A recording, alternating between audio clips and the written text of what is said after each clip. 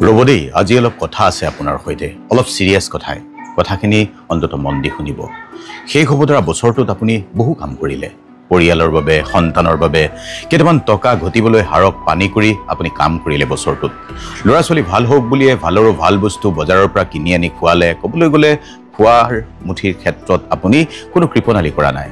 ল'ৰা ছোৱালীয়ে বিচাৰিছে বুলিয়ে সুবিধা সকলো দিছে কাগজ কলম পেন পেন্সিল স্কুল বেগৰ পৰা একেবাৰে কাপোৰ জোতা চেণ্ডেল সকলো দিছে টিভি চাব খোজে ৰিচাৰ্জ কৰি দিছে কেতিয়াবা মোবাইলত গেম খেলিবলৈ দিছে এইবোৰ এই কাৰণেই কৰিছে যাতে ল'ৰা ছোৱালী ভাল হয় পঢ়া শুনাত যাতে ভাল হয় ভৱিষ্যতে ভাল মানুহ হওক ল'ৰা ছোৱালী পিতৃ মাতৃ হিচাপে আপোনাৰ